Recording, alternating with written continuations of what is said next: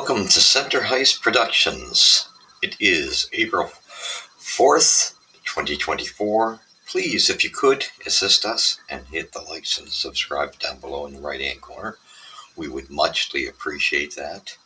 And again, this is to review tonight's game with the Lightning in town. And as we figured, it would be a lopsided score. Mind you, at least the Habs came on in the third and kind of made it respectable, at least. Got back into it a little better, but they didn't look good in that second period. They just totally fell apart in the second. Just a disaster in the second period. Anyway, final score was 7-4. Again, I think I projected 5-2 or 6-2, so at least, like I say, respectable compared to. So we'll go through the stats and stuff very quickly, and then we'll get into the game. All right, so first period, it was 2-1 for Tampa Bay. Second period, you can see the collapse here, 4-1 for Tampa. And then in the third, 2-1 for us, for the Habs. First goal, or 3 stars. Nick Paul got 2 goals for a +1. He had a good, strong game. Nikita Kucherov, he always has a strong game and always plays us well. 1 goal, 2 assists for a +1. And Yoel Armia had a fabulous game for the Habs and definitely deserved the star. 2 goals. He was just, it's Yoel Lemieux, is it? Or is it Armia? Okay. I'm getting confused here. The way he's been playing ever since Laval has just been incredible. He had 2 goals for a -1. That -1, I wouldn't read into it because the Habs were, like I said, disastrous in the second period, especially once Kate Gooley went down to injury. So, with that being said, we'll give you a brief run-up of the scoring. We scored the first goal at 2:37. Yoel Armia, assisted by Brendan Gallagher and Alex Newhook. Pretty goal. Just got in front of the net again, once again, and to take that out of mid-air, just beautiful. Hand-eye coordination, that was gorgeous by Armia. But of course, you knew that Tampa wasn't going to sit idle too long. 9:45, Nick Paul scores, assisted by Braden Point and Nikita Kucherov on the power play. Can't give Tampa power plays because this is their strong suit. They are deadly. I believe they're #1 in the power play in the league right now. I think that's their strong point. Really, it's really been coming together. So you can't give them. You're going to get burnt, and they did. And at 16:36, then Michael Essayman, assisted by Tyler Mott and Matt Dumba to go ahead, and that was 2-1. And again, those first two goals, defensive lapses on one of them.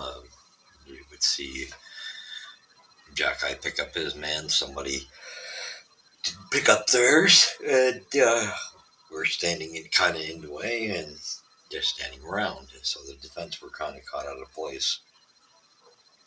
And it was, like I say, it did get tricky with Caden Gooley going down. And then on another goal, they just misplayed it once again. But, at the same token, Caden Primo wasn't as sharp, and I knew he wouldn't be because you're gonna meet a veteran squad. So there were some goals there that he just did not look well on. So anyway, then you get, but definitely not all his fault. Our defense did play the team, and I don't mean just a defenseman. Just saying our team defensively didn't play well. You can't give up so many odd man rushes with these guys. They're deadly, and we gave up several. All right, so we get that. Then we go into the second period. Yoel Armia comes back and scores to tie it up at 4:42, assisted by Alex Newhook and Gallagher again. So it's nice to see those three connecting very well. But at 7:58, Steven Stamkos, assisted by Anthony Cirelli, and Calvin DeHaan, and that guy is so underrated. That DeHaan, he was so solid back there for them, and that goal was at 7:58. 9:12, Nicholas Paul scores again. Michael Esimon assisted at 18, 13:18. Brandon Hagel scores, assisted by Darren Rudish and Anthony Cirelli. And then at 17:45, Nikita Kucherov scores. Braden Point, assisted by Stamkos. And on the power play, once again, you're going to keep getting burned. You keep going on, taking penalties. And then anyway, the third period came, and Montreal came with good attitude and played. They had a chance to get a few more here, and it was rough because they were so close to making it a real game in that third period. They were, 2 goals away for a minute there. So 8:40, Yuri Slavkovsky gets a nice tip in from Jack-Eye. Jack-Eye took a beautiful point shot, assisted by Matheson, but Yuri got the deflection off him. So back on the board. And then Yuri had a very solid game. It was kind of mucking it up. Line one was had some good flow to it. Cole Coffee will get to the next one at 11:51 by Suzuki, and of course, set up by Slavkovsky on the board. So, good night for Slav. He got a goal and assist, and he looked pretty good, and he had a chance to score one there, once or twice in the third period. So did Caulfield. They just goaltender played them well, and just unlucky bounces, and you get too far in a hole, the pressure's on. Anyway, at 19:06, Steven Stamkos, assisted by Nikita Kucherov on an empty net goal. I really don't count those so much. But let's get into the stats very quickly. Pretty close overall. 35 shots to 30 for Tampa. Hits, 18 apiece. This was a chippy game, and there was a lot of cheap shots. It had its moments. Face-offs, 38-26. Tampa clearly won in that department, and they clearly won on the power play, 2 for 5. And Montreal's just sputtering again on the power play. It's like I said, it seems like they're waiting for that perfect shot, and I think they got to start firing the puck a little more instead of just looking for that and stop being so damn predictable and going to Caulfield's side continually. You got to just mix it up, and I would say start firing it. So they were 0 for 4. Again, didn't look good on the power play. Had a hard time even cracking a line at times. Penalty minutes, 14-16. The Habs were a little more undisciplined. Giveaways, 9-12 for the Habs. Takeaways, 4-7 for the Habs. Block shots, 21-15 for the Lightning. See, they are just as good at that. And a good, solid veteran team shows you. And that's where you see Savard picking up, those experiences playing with a team like that. So penalty summaries. This was I don't even know if I want to get into that. No, I don't think I will. There was a lot of penalties. Got chippy. And like I say, the sad news was I'm not even going to go into the penalties. There was just too many. And I don't want to waste my time with it. We know it was a rough, kind of a chippy game. But anyway, it's sad to see Caden Gooley go down. Good, like I say, unfortunately, you had to have Harris and Struble and Jack-Eye kind of step in, so you were down a defenseman, and it showed as they came on in the second period that we were getting caught out of position. But again, some of the ways Primo wasn't sharp either. Overall, I mean, he was okay, but some of those goals, he clearly misplayed them, and some of our defensemen, like I seen Struble get walked right around on one of those goals, and I think might have been the first or second goal, and they just walked in around him and blew right by him, and you can't have that happen. It's just, and that's one of the downsides for Struble. somebody gets a step on him, he does get beat that way, and he's going to have to learn to. That's evident where his weakness is shown.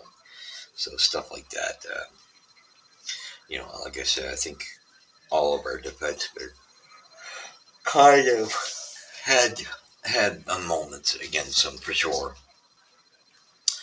Just missed plays and a lot of penalty minutes for Mike Matheson. So he was very undisciplined tonight. But it was a chippy game, too, and I would have liked to have seen a more physical response from the Habs the way some of those cheap shots were coming. They were coming in. And like I say, that goalie hit was a clean hit. So for anybody, if you think that was a cheap shot, no. Goalie's got to learn to stop turning his body in the way he does. He seems, that's the second time I've seen him do this, second or third time I've seen him in jeopardize him this year, and it seems to be a habit. They are going to have to teach these defensemen um, how to not make themselves more vulnerable, and that's what he did. He really placed himself in that position. So I think really it was a good clean hit. Um, that I believe it was Kucherov that put it on him, and it was a clean hit. Can't knock the hit. It was. I got to put that on a bad habit of him turning into it the way he does. And not the first time he's done it. He's going to have to break that habit, or he's going to have an awful lot of concussions. So I got a bad feeling he ended up on concussion protocol. But there was some feist, and although I would have liked to have seen it more with some of the cheap shots that we're taking, like two guys. But how are you going to get mad at Arbor Jacki? If you're Steven Stamkos, and I forget the guy who was Hagel laying on the ice, and you go attacking Arbor. Your two boys collided. That's not Arbor Jacki's problem, but to jump at Jacki from behind, okay, you're going to try to show some attitude there because your guy's laying on the ice. But I kind of wish Martin would have allowed Jacki to settle that score when he got back out. But Jacki's shot, he's so important. They definitely couldn't have afforded to have lost another defenseman. But if you would have waited towards the end of the third and then do it when it doesn't matter anymore, when the game is over, because evidently they were going to slip by us anyway. Do it the last 2 minutes if you have to. But I think he should have been able to respond to that cheap shot, but it took with him because once Jacki get up to defend himself, it was a different ball game. But he wanted no part of that.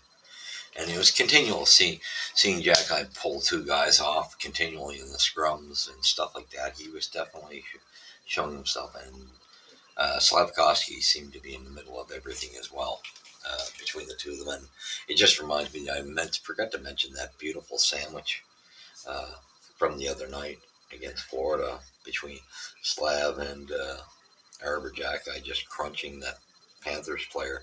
And what a nice sandwich that was. I haven't seen a good sandwich done like that in years, and it was kind of cool to see Slav and Jacki settle in for that one last game. But this game, they put out the effort. I mean, they fell apart in the second. The second was just devastating. Um, Tampa's experience showed all the way through. I mean, well-oiled, seasoned machine, and they're playing like they're getting ready for the playoffs. Um, I would hate to be the team that has to play them first because, yes, Tampa has digressed, but I'll tell you what: if they're healthy, they're always dangerous. I don't see them the way I saw them 2 to 3 years ago when they were, not as aged, but they were coming. They're now at a point where they're a very aging team, but you can't um, you can't count them out.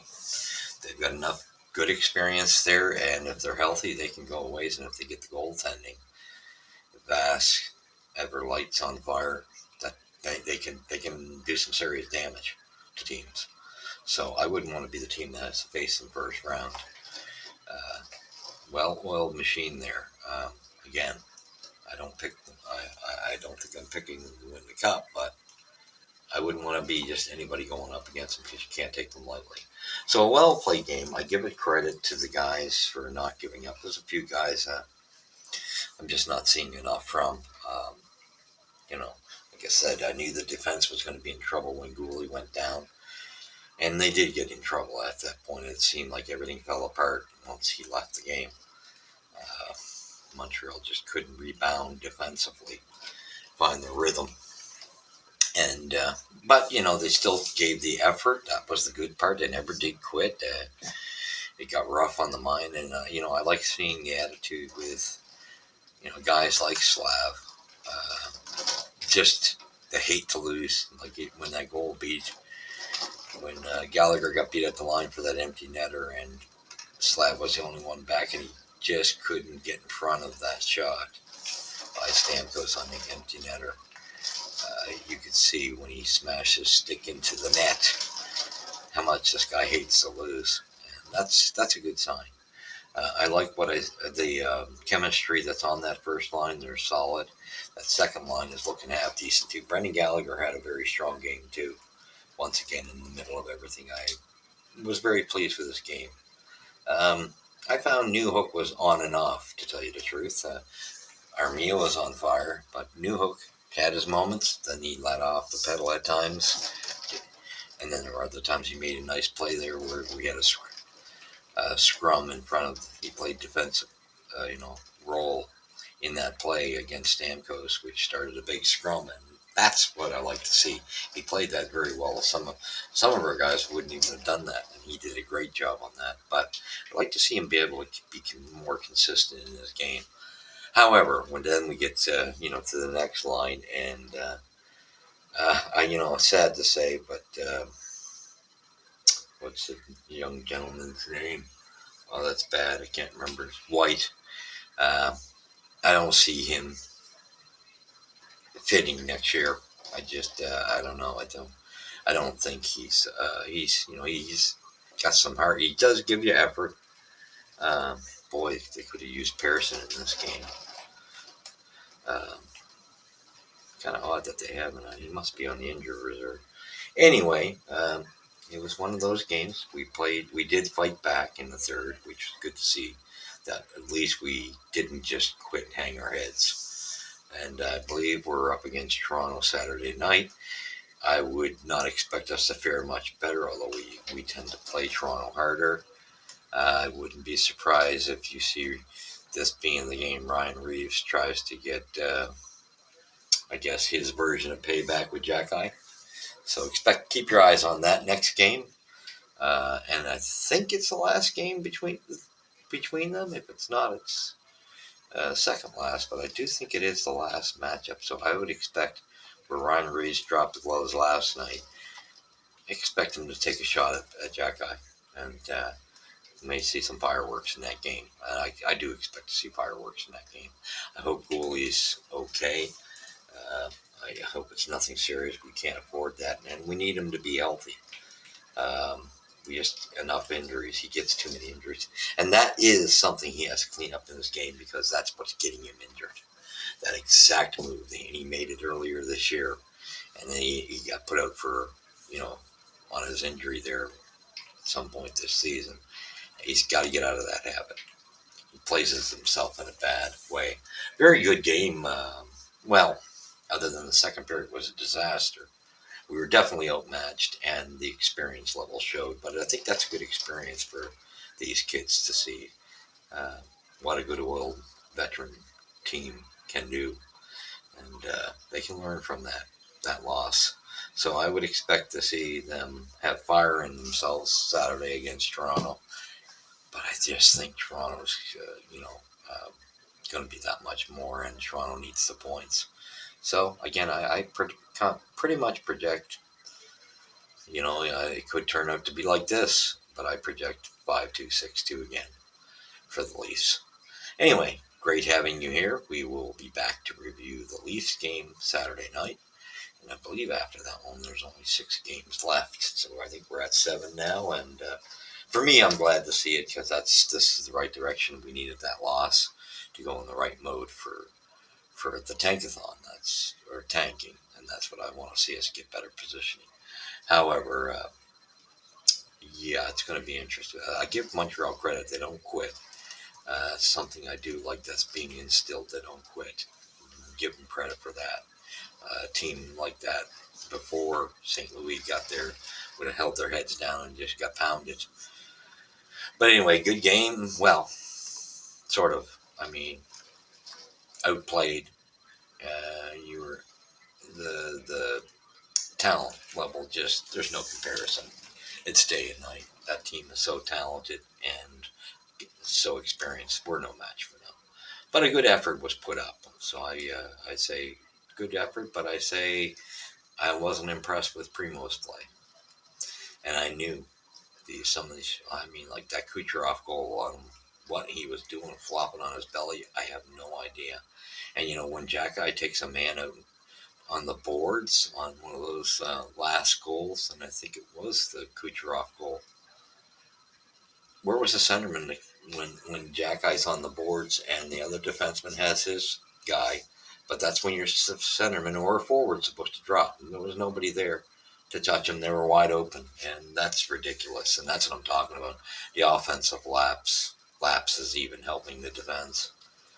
Just they got to get their minds together much better and work on that.